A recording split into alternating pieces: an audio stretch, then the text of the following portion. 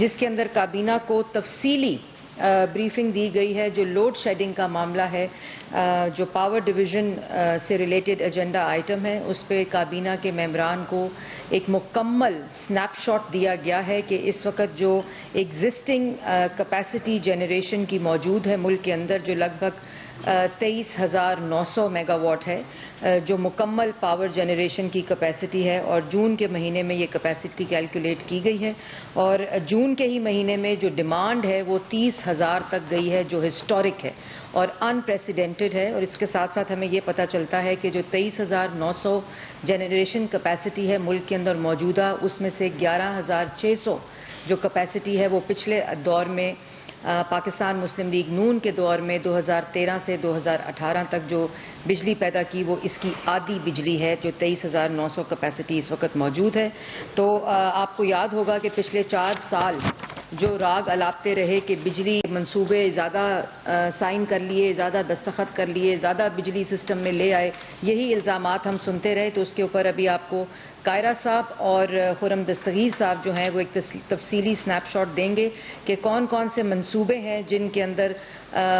کتنے ماہ کی تاخیر ہے، جس میں پنجاب تھرمل ہے جو کہ 1263 میگا واٹ کا ہے، اس کی تفصیل بھی بتائیں گے. تھر انرجی ہے، تھل نووا ہے، شنگھائی الیکٹرک پاور ہے، اور کروٹ کا پروجیکٹ ہے جس میں ایوریج 20 ماہ 17 ماہ کی تاخیر ہے ایکسپیکٹڈ ڈیٹ، اور جو اوریجنل ڈیٹ تھی اس کے منصوبے کی مکمل ہونے میں. اسی طرح آپ کو جو مصدق ملک صاحب ہیں وہ آپ کو LNG کی کہانی سنائیں گے، جو 4 سال تاخیر ہوئی اور آج اس کے جو اثرات ہیں وہ کس طرح ہماری جنریشن کیپیسٹی کے اندر اور ہمارے جو فیول مکس ہیں اس پہ کس طرح اثر انداز ہو رہی ہے. اس کے ساتھ ساتھ جو اگلا ایجنڈا آئٹم ہے وہ، اور یہ بھی بتائیں گے مصدق ملک صاحب، اور میرے ساتھ چودھری سالک صاحب بیٹھے ہیں، وہ بھی تفصیلی اس کے اوپر. آج جو میجر ایجنڈا آئٹم تھا وہ پاور اور لوڈ شیڈنگ سے ریلیٹڈ تھا. ڈفرینٹ ادوار کی جنریشنز، جو بجلی چوری ہوتی ہے اس کی سنیپ شاٹ، اور پھر جو فیول مکس ہے اس کے کیا اس وقت حالات ہیں اس کے بارے میں آپ کو بتایا جائے گا. اس کے ساتھ ساتھ ایجنڈا آئٹم 3 جو ہے وہ cabinet committee on legislative cases کی جو تجاویز ہیں ان کا اجلاس ایک منعقد ہوا تھا 29 جون 2022 کو. ان کے تمام فیصلوں کی توثیق کی گئی ہے، جس میں intellectual property rights organisation of Pakistan کے فائنینشیل رولز کی منظوری دی گئی ہے، intellectual property rights of Pakistan کے سروس رولز کی منظوری دی گئی ہے، publication of laws of Pakistan کی امینڈمنٹس بل 2022 کی منظوری دی گئی ہے، اور نیشنل اکاؤنٹیبلٹی بل 2022 کی منظوری دی گئی ہے. اس کے ساتھ ساتھ جو ایجنڈا نمبر 4 ہے جس میں کیبنٹ کمیٹی آن پرائیویٹائزیشن کے جو اجلاس 24 جون 2022 کو ہوا، اس کے بھی فیصلوں کی منظوری دی گئی، اور تمام جو ڈفرینٹ کابینہ کی کمیٹی کی فیصلے ہیں ان کی تفصیل ہم آپ کے ساتھ شیئر بھی کر لیں گے. اور جو یہ جو ابھی میں نے آپ کو بتایا کہ پرائیویٹائزیشن کی جو کیبنٹ کمیٹی ہے اس کی جو legal framework for government to government جو G2G کمرشل ٹرانزیکشنز ہیں اس پہ ایک ٹاسک فورس بنا کے خواجہ آصف صاحب اس کو ہیڈ کریں گے، اور اس کے اندر وہ تمام گورنمنٹ ٹو گورنمنٹ جو کمرشل ٹرانزیکشنز ہیں ان کی تفصیلی جائزہ لیا جائے گا. اسی طرح جو revival of Pakistan steel mills کی جو بات ہے ٹرانزیکشنز ہیں اس کے حوالے سے بھی جو بات ہے وہ بھی اس میں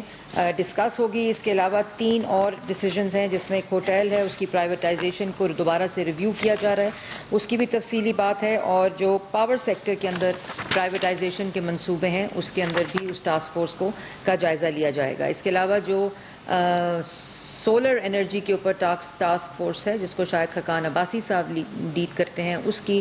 اگلے کابینہ کے اجلاس میں منظوری دی گئی ہے کہ اس کی پریزنٹیشن کو رکھا جائے گا. اسی طرح ایگریکلچر کی جو ٹاسک فورس ہے جو وزیر اعظم صاحب نے بنائی ہے کہ جو موجودہ بجٹ ہے فائنانس بل 2022 اس میں جتنی بھی مراد دی گئی ہیں ان کی امپلیمنٹیشن کے لیے ٹاسک فورس تمام تجاویز جو ہے وہ کابینہ کو پیش کرے گا. اسی طرح جو وزارت داخلہ ہے ان کے ایجنڈا آئٹم کے اوپر ECL میں نام جو ہیں وہ 5 لوگوں کے جس کو ECL سے ہٹانے کی تجویز ہے، ایک کمپلیٹ اس کا جائزہ لیا گیا اور اس کے بعد اس کی منظوری دی گئی، وہ بھی اس میں شامل ہے. اب میں درخواست کروں گی کائرہ صاحب کو کہ جو بجلی کے ریلیٹڈ ہے اس کا ایک سنیپ شاٹ دیں اور پھر تفصیل جو ہے وہ آپ کو چودھری صالح صاحب اور خرم دستگیر صاحب اور پیٹرولیم منسٹر مصدق ملک صاحب بتائیں۔ بہت شکریہ جی۔ ابھی آپ کو بریف تو بتا دیا مریم اورنگزیب صاحبہ نے۔ آج کابینہ میں یہ موضوع یا یہ ایجنڈا بڑا ڈیٹیل ڈسکس ہوا، جو سارے ملک کے اندر اس وقت لوگوں کی تکلیف میں اضافہ ہوا ہے۔ موسم بہت شدید گرم تھا اور ابھی بھی اس کا اسپیل چل رہا ہے، لیکن اب کچھ بارشوں سے موسم بہتر ہوا۔ لیکن شدید ترین گرمی میں انتہا کی لوڈ شیڈنگ یہ لوگوں کے لیے بہت تکلیف دہ تھا، اور ہمیں اس بات کا بھرپور احساس ہے۔ پیٹرولیم پرائسز بڑی ہیں، اس کا بھی بڑی شدید لوگوں کو تکلیف ہوئی ہے، اور ان کی وجوہات سے لوگوں کی زندگیوں میں تکالیف میں بھی اضافہ ہوا ہے۔ اس بات سے بھی یہ حکومت بھرپور آگاہ ہے، اور یہ بات ہمیں حکومت میں آتے ہی پتہ تھا کہ جب ہم فیصلے کرنے جا رہے ہیں کچھ کے کچھ اثرات ضرور آئیں گے۔ کچھ چیزیں ہماری اپنے پاس ہمارے ہاتھ میں تھی، کچھ چیزیں ہمارے ہاتھ میں نہیں تھیں۔ عالمی منڈی میں تیل کی قیمتیں بڑھ جائیں گی ہمارے علم میں نہیں تھا، یہ کوئی پروڈکٹ نہیں کر سکتا تھا۔ روس اور یوکرائن کی جنگ طویل ہو جائے گی، جس کے نتیجے میں عالمی منڈی میں گیس کی قیمتیں بہت زیادہ بڑھ جائیں گی، کسی کے علم میں نہیں تھا، یہ فور کاسٹ دنیا کے کسی بندے کی نہیں تھی۔ ان حالات کی وجہ سے بھی، اور کچھ پچھلی حکومت نے جو ٹائملی فیصلے نہیں کیے، جو درست فیصلے نہیں کیے اور پھر ٹائملی فیصلے نہیں کیے، اس کی وجہ سے جو ہماری مشکلات میں اضافہ ہوا۔ ہم یہ نہیں کہتے کہ سارے انہی کی وجہ سے، لیکن ہاں عالمی منڈی میں قیمتیں بھی بڑی ہیں، یہ بھی بات درست ہے، لیکن انہوں نے جو تباہی پھیری ہے، جو انتہائی نالائکی اور نااہلی کے فیصلے تھے، اس کی بدولت یہ ہوا ہے۔ مثلا بجلی ہے تو بجلی کے کارخانے نہ اچانک لگ سکتے ہیں، اس میں فوری طور پہ اضافہ کرنا ممکن نہیں ہوتا۔ آپ زیادہ سے زیادہ اپنے وہ کارخانے جو انتہائی پرانے ہو چکے ہیں، جن سے بھی بہت مہنگی بجلی پیدا ہوتی ہے، جس طرح پاکستان میں کوئی 1500 میگا واٹ کے کارخانے وہ ہیں جو 60 روپے کے قریب یونٹ بجلی کاسٹ کرتی ہے، اور جب تیل کے ریٹ اور بڑھ جائیں تو یہ 60 سے بھی اوپر چلی جاتی ہے، وہ کارخانے بھی چلانے پڑے۔ اور آپ جانتے ہیں کہ ان کارخانوں کو چلانے کا مطلب ہے کرمنل،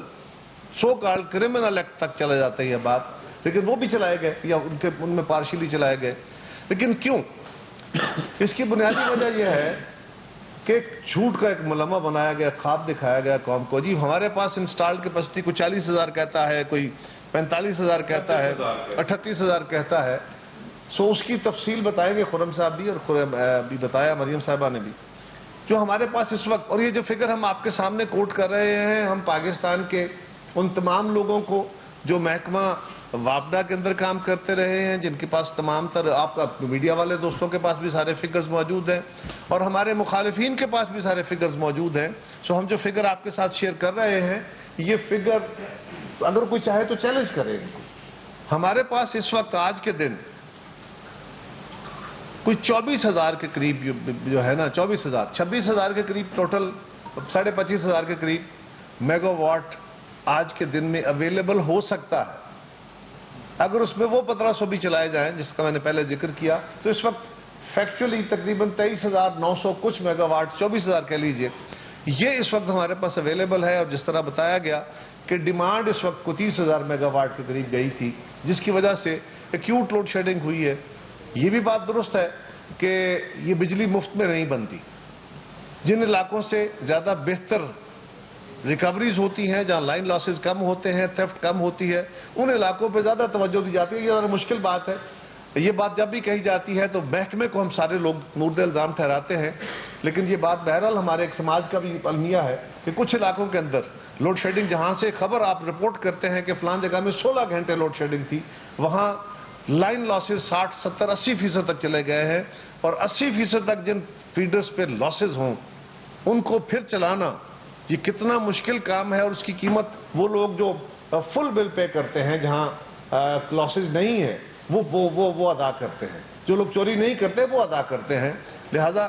یہ بھی ہماری ایک مجبوری تھی، لیکن گزارش یہ ہے کہ اس سال جو سال اس وقت چل رہا ہے، اس میں